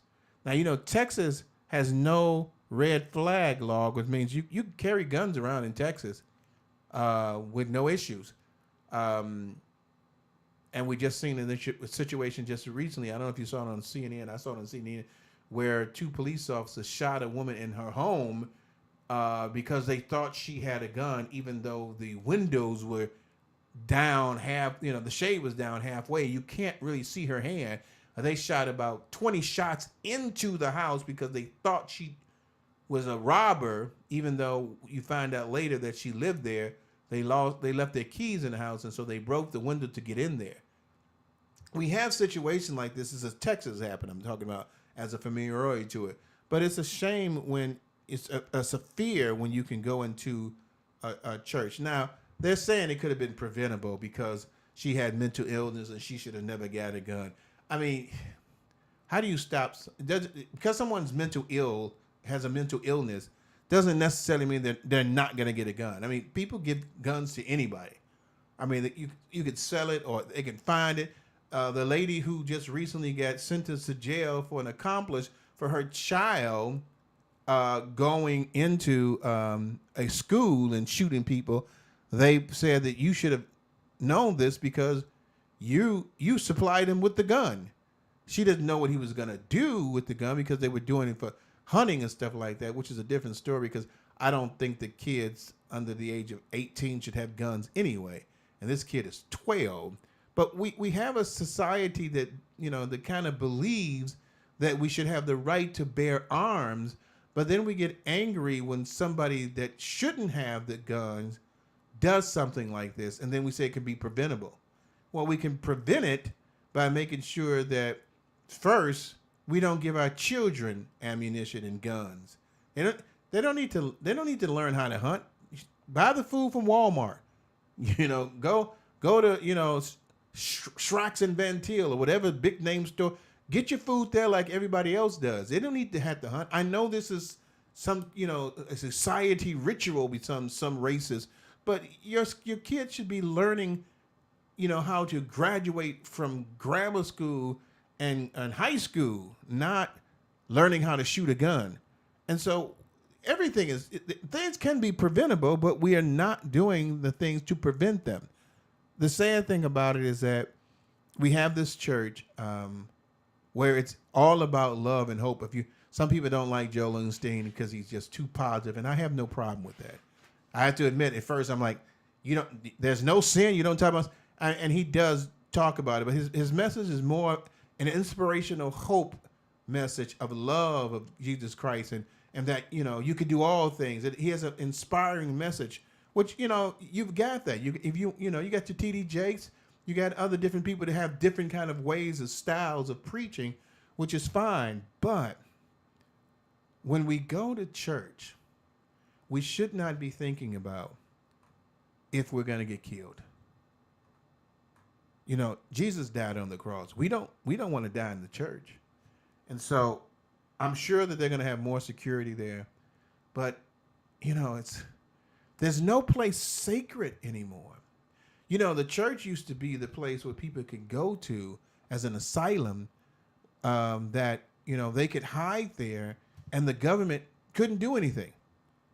You know, this government now, you probably can snatch you out in a moment. The church used to be that place where you can go and go to your priest or your pastor and confess your sins and hope that the church would be able to help you, you know, through the situations so you don't have to worry about someone killing you before you get there. You don't think about going to church and wondering if somebody's going to walk in there with a gun. I mean, as preventable as you can, most church parking lots and stuff like that don't have security. And you're there because you feel that there's a safeness, you know, that, you know, you're going to be with the Lord. And so no weapon formed you shall prosper. And we talk about this all the time. Doesn't mean that they're not going to come. We have to be prepared for those weapons. And so I you know, myself, I don't like hearing about this because it sets a bad precedent. And here's the bad precedents that I'm worried about. Not so much about the faith of those who go to the church, because we know that, you know, all things happen for the good, for them who love the Lord. We can throw up our scriptures. My concern is someone repeating the process, seeing the totality and how much press and how much, you know, people are talking about it, that somebody else will try to use that scenario again so they can bring a message across. And that's the thing that worries me the most. It's not the good, it's the evil. And we have a lot of evil in this world. But you know what? There's a remnant. There's a power. There's the love of God that passes all understanding. We can come together and make sure that no matter what happens, God will prevail over all things. And so it's a sad situation. We're praying for Lakewood Church, the people that are there. Some people may have to go to some counseling, but that's it. Did you say something, Kitty? I didn't know if you said so. 1 minute, okay. So we're going to go in about 1 minute. I'm going to come back. When we come back here, we're going to be talking about the right pathway. The marriage thing is going to be the right pathway. So we're going to be talking about it. And I got a couple of plays I'm going to talk about as well. No relationship letter because that's handled by Brenda. And I don't have any relationship letters with me. And we're going to go on from there. I thought I wrote this stuff down somewhere. I'm trying to find my thing here. Here we go. So get about 15 seconds. We're going to go into the thank you all for everybody on Facebook and YouTube. And we're about to get ready to go back onto the SOAR radio station, 2-time Stellar Award winner for Best Internet Station of the Year.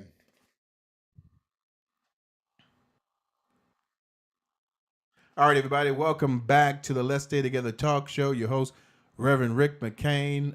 Again, I'm without my baby, my girl, my boo, you know, just me, little me. Hope you all enjoyed the information we've talked about already. My journey with God, we've talked about faith, and we said that Satan is trying to kill, steal, and destroy your faith. And if anything, he wants to try to weaken your faith. And you have to know what the substance of your faith. Faith is the substance of things.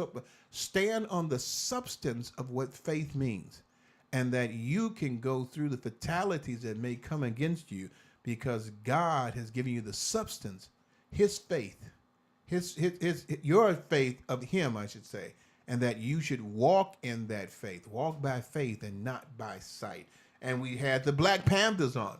Man, I'm telling you, that's just amazing to have them on there to share so many things about what happened with the Black Panther. I think the next time we're going to talk about, some things that people don't know about the Black Panthers. Like I think, Stan said, one of the homes was the place that people used to go to. It's almost like the Underground Railroad. We would go to that house to hide out in case something, someone was trying to come against us.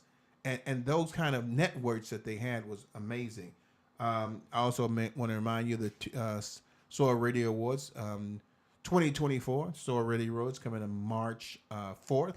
And make sure you watch the JD Morning Show each Wednesday between the hours of 6 and 8 a.m. only on Soar Radio. You have Justin, Kenny, and the gang talking about a lot of great things. And if you're interested in having your own radio show, you can contact Soar at soarradio.com. Contact them and let them know. Keep it clean. We're still a religious radio show. If you want to just do, me and T, you and your girlfriend or something, and y'all want to have some kind of podcast, talk about some things, give them a call, but, we want to keep it clean. You can be like the Let's Stay Together show and all these other great shows we have on here. It's a great station to be with. And, hey, it's the only place that has the SOAR Awards. Where else are you going to go where you're going to see greats coming out there? And I'm going to say the names again. Marvin Sapp, never would have made it without you. You got Marvin Sapp, Ricky Dillard, Travis Green, Kim Burrell, hosted by Todd Delaney. You're going to have people like Jacqueline Carr there. Denisha Ballard is going to be there. I can't see all these names without my glasses, so I'm trying to look at the people, but there's going to be so many people out there. I'm telling you, it is a blast. I mean, it's so fun, and you just don't want to miss it. I mean, take your time, come out to Rockford. Like I said, I have a friend of mine that comes almost every year from France, the country, France, to come to this award, because that's how much, they love the fact that they have a place where they can hear these powerful people in the United States singing about Christ, because they know they'll come over there as well too. So make sure you check that out. Hey, I'm gonna go on. I've got about 18 minutes. About 18 minutes. I'll do this real quick with the marriage thing. Finding your right pathway. The Bible tells us about how can two walk together unless they agree? And it's so interesting when we talk about that. This is why did I get married portion. There's so many times in marriages that break up because the two don't agree. And it's something that we hear, and we like hearing that. How can two walk together unless they agree? And I've had an argument with, some other guy who finally became a preacher, who wants to tell me that, everything should be, everything should be the same. You should agree on everything.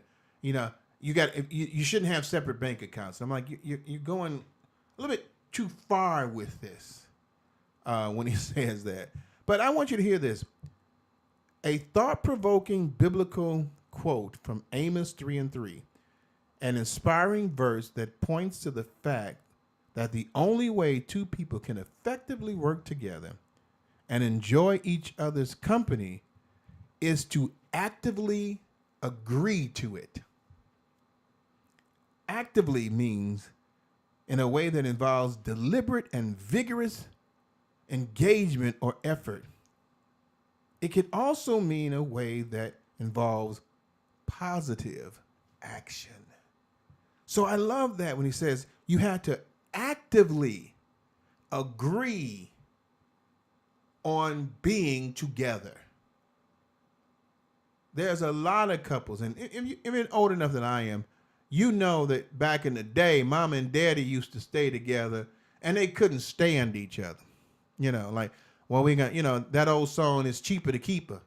They didn't seem like they liked each other at all. After a while, it's like, sometimes they was like Dick Van Dyke, if you remember that. They was in separate bedrooms, and they didn't talk to each other that much at all. They still went through the family structure and did things. That's not an actively agreeing. That's a compromise.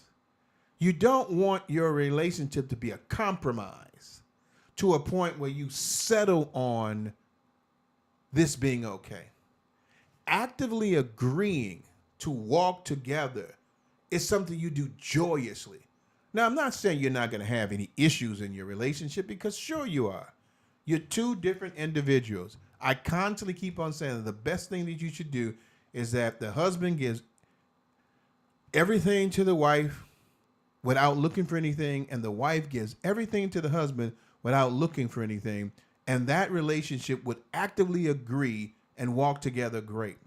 The problem we have is reciprocal. We give something and then we say, well, why I'm giving all this and you ain't giving back. Actively agreeing does not look back for something. It agrees to the situation that we have and how we're living our lives. It's okay that you do this because I do that. And we agree that you're going to do this while I do that. Not, why am I doing that and you're doing this? That's a compromise. Okay, I don't really want to be with you, but as long as you pay the bills and you do that, you take care of the outside of the house, I'll take care of the inside of the house. We'll just, we'll be okay. We'll stay together. I don't want to go through divorce. I don't want to go through all that money problem. No, it's cheaper to keep it. Let me do. No. How Kevin Hart said, no. God has not brought us together so we can compromise. He wants us to be an example of a biblical love that honors him, part of it. He's a part of that relationship. And so where do you get the strength from if you don't actively agree to biblically walk according to the will of the Lord?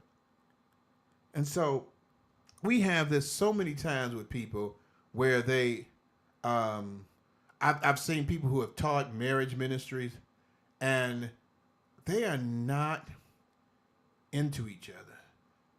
They don't, I've been places before in marriage ministries where the two people in the charge of the marriage ministry wasn't even, you had to like the activities, they wasn't even around each other. And then sometimes I've been around people where they fake like they really care about each other, but you see that they really don't by their communication, their posture to each other, because they're not actively actively agreeing to be on one accord. We have too many people in marriage that fake the funk. Me and Brenda have problems. We're going on 30 years this August, 30 years. We've had problems. She gets on my nerves and I get on her nerves. But we actively agree to work together with each other. We're going to go through pitfalls where it's like, my God, will you just stop talking? A man, who do you think you are? I mean, you're going to have those issues with each other because things are going to come up. But when we actively agree, I love using it, actively, it has to be an action. You have to want to do it. Not, okay. Sometimes somebody, hey, you want to go out somewhere? I guess. You don't like, wow. I don't want to be with this person is acting like they really don't want to be with me. But if you say, hey, I'm going to go to the Super Bowl and see Usher. You want to go, hey, yeah, I want to do that. That's actively agreeing to something. That person excited to do it. You want a relationship where the individual is excited to be with you. That's always my prayer that I said to the Lord. I want to be excited to be with my wife every day. I want to enjoy being with her. I want to love her just as much today than I did yesterday. And hopefully yesterday was 100%. I want to be able to love her like you want me to love her, as God loves the church. And we have to have that kind of love for each other, because if we don't, we're just going through the motions. And let me tell you this. I don't want to be in a relationship for 30 years and just going through the motions. That doesn't please God. Because that's not what God ordained for marriage. I think we forget that God is there.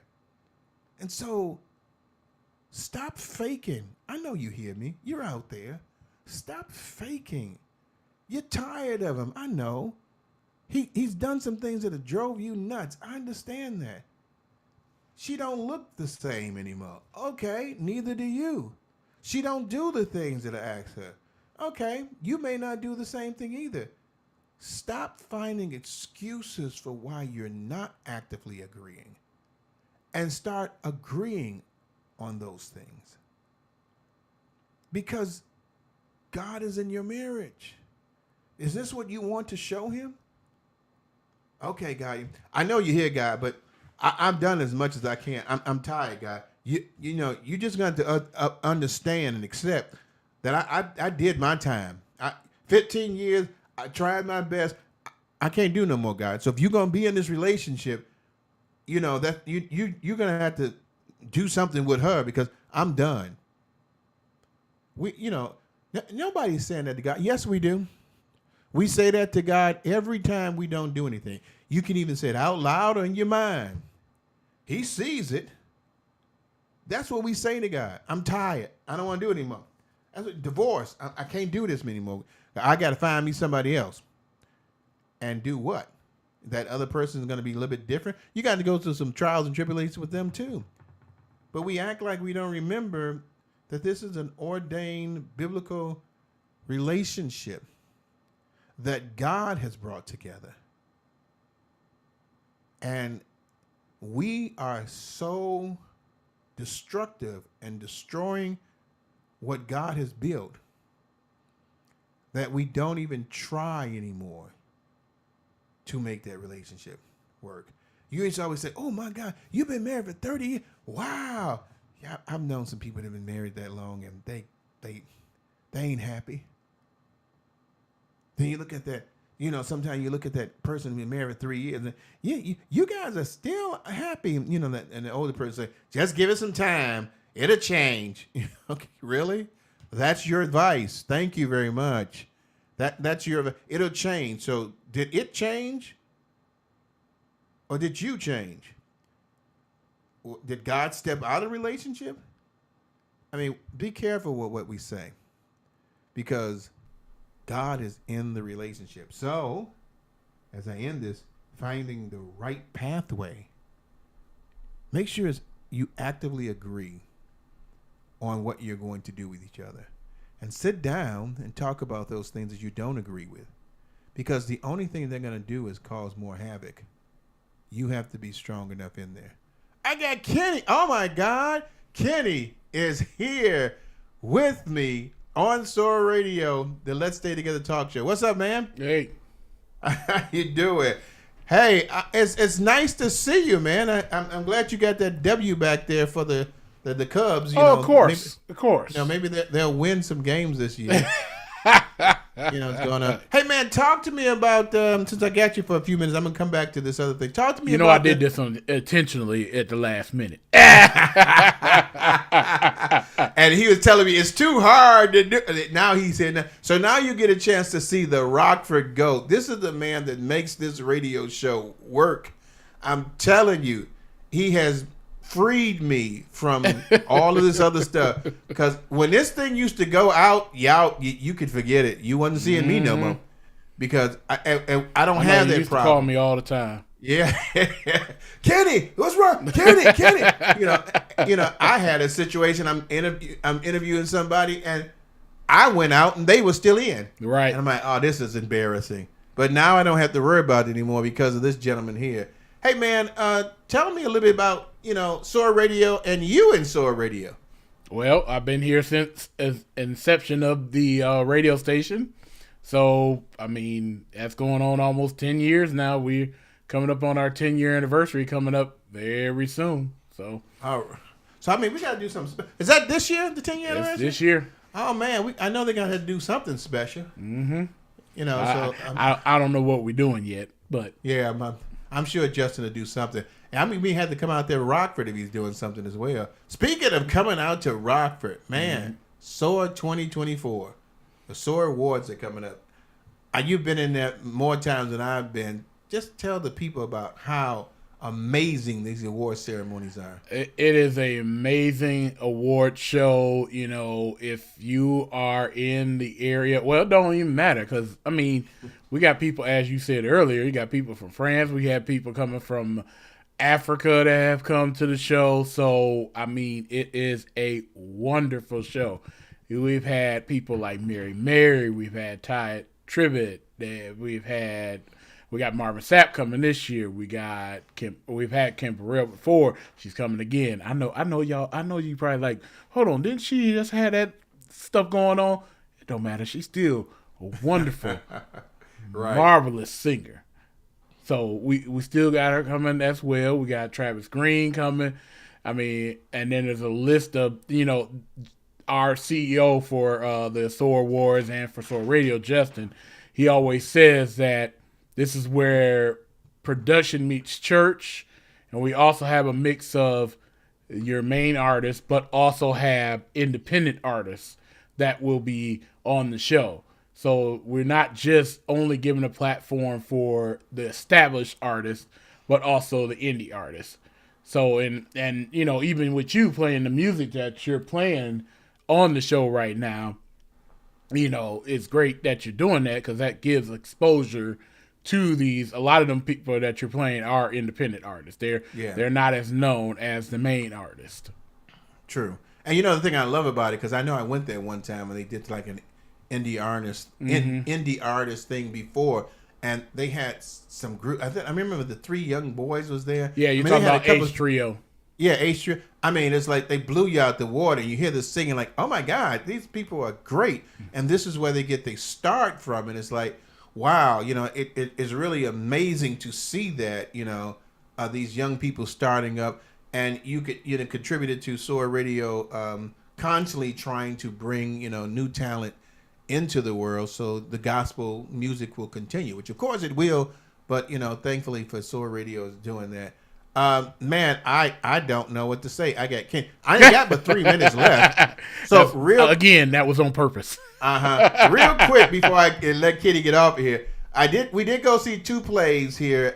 We went to go see Antigone, which is a 3-part series of Socrates. It's and it's a good one. They did it in a black style of rap music, you know, dancing, singing, you know, gospel singing, kind of threw the, you know, some of the white people off a little bit because like, you know,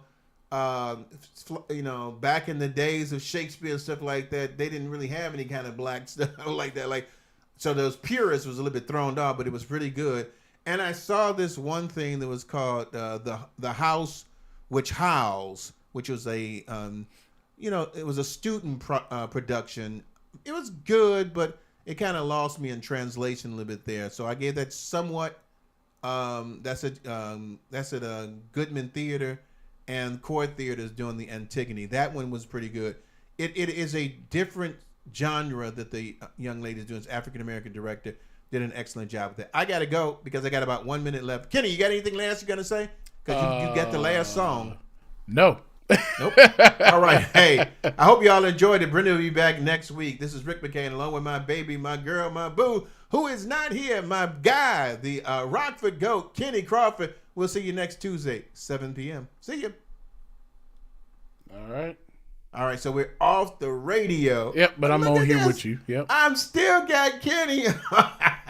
Kenny on here. You know what? I mean, this guy does a lot of things. He does, you know, he's on television or behind the scene in television in Rockford doing his thing as well. Man, what got you into doing, you know, this kind of production stuff? I mean, as a child, I've just always been fascinated with it. It first started from my church, and that's where it flourished from there. My pastor, you know, at the time, he gave me that opportunity. I was a very curious kid. My mom was one time when I was using the camera, we have it over the balcony where we put the camera at, and she would be so scared of me putting that camera because literally, obviously, if I drop it, it's falling to the ground.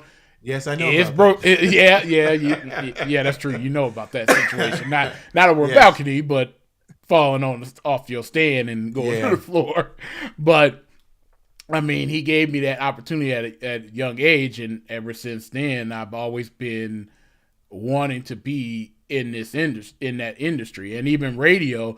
I thought about that one time. I was like, I used to like try to do it at my house. Not, I ain't got none of that equipment, but I would mock like I was doing radio, and look at it now. I'm actually helping out a internet radio station.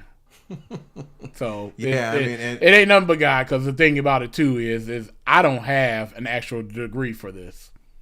Oh, okay. Well, I do man, not let me have tell a you degree something. for this.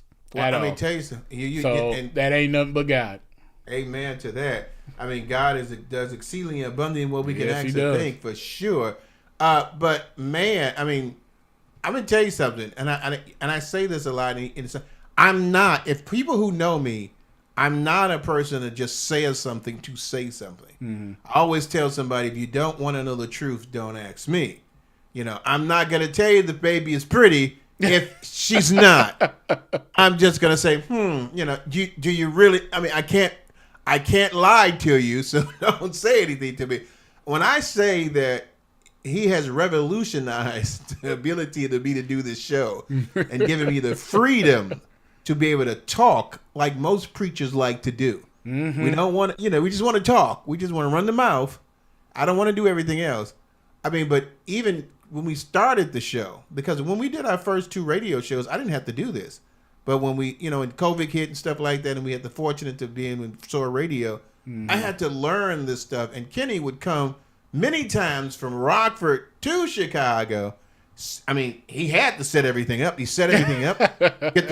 He helped me get the computer that I have. He showed me all of everything you see here with the mic, with the earpiece, everything.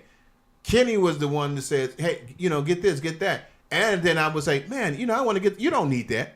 And that's what I like. No, you don't need that. Just get this, And, he's got me the things to help with it and set so many things up. I mean, we wouldn't be, we probably could have, did Facebook, not as good. We wouldn't be on YouTube.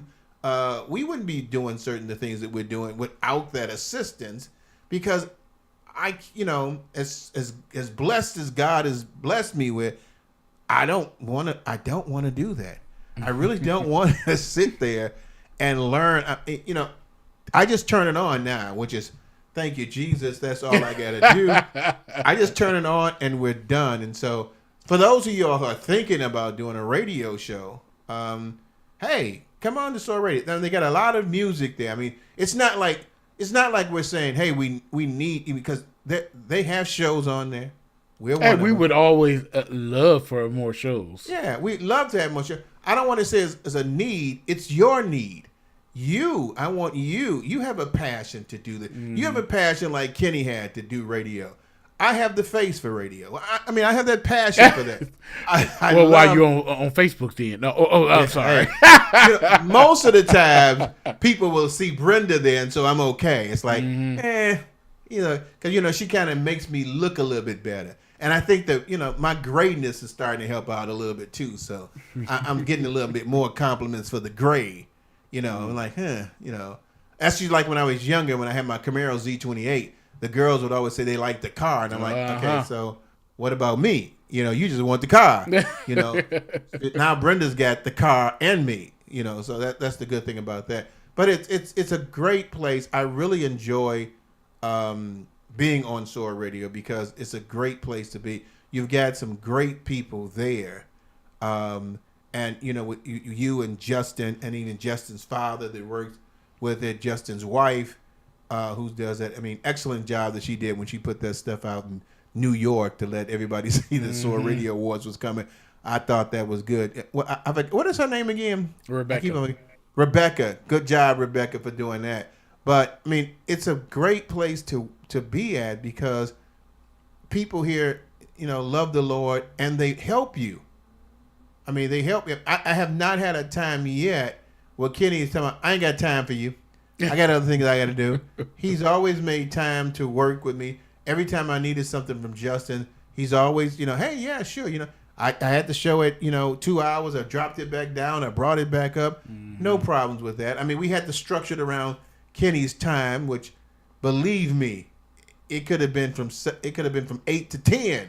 We would have been structured around his time. Let's just hope that where he's working at never decides to keep him there an hour later.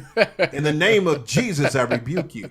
So we need to make sure that doesn't happen. But man, I can't tell you how much I appreciate you, Yep. helping me out. I'm not going to keep you long because if I keep you too long, you're not going to be there in March. Mm-hmm. So I mean to make sure you're there in March the 4th, because we're going to be doing not March, but March the 5th, which is on Tuesday. We're going to be doing our radio show from the SOAR Radio Studio. Yep. Which I'm looking forward to, and Kenny still has to find us a place to go out and eat because Rockford closes early. We'll just go before. Okay, well that'd be a good idea because we'll already be there. I'll be off. Okay, good, because Rockford. Let me tell you something. SOAR, if you go to SOAR Awards, you ain't finding nothing but IHOP open in that company. Everything's closed. I mean, it's almost like they have a curfew. We had to literally go to the gas station to get us some food last time, some sandwiches and chips. Because at one time, Steak and Shake stayed open. I don't know if they do anymore. I don't know. No, they don't. The last 2 times okay. we've been there, no. I'm like, I don't know why they closed. I'm like, you know all this business you gonna get? I guess the people probably, we don't care. But there's nothing open there. So, after the show, you better have you something to eat. Didn't you say that he was going to try to get that Like one I said, place? there's open? one place that I know should be open. Okay. And that place is going to be crowded. Believe me, it will. Crowded. So, hey, man, I took up enough of your time. Thank you as always. Appreciate you. Yep. Give my love to Mama, too. And Yep. I'll see you next Tuesday, 7 p.m. Yep, going to finish out the show on Facebook. Oh, everybody, I'm gone. We gone. Brenda will be back next week. For all of those you all decided to not join the show because she ain't here, shame on you. She ain't the star. She's just a co-person. Come see me too. I'm here. But for the rest of you all, I appreciate you as always, and we'll see you again 7 p.m. next week. And we got a great guest coming on. You got to be here. See you then. Bye-bye.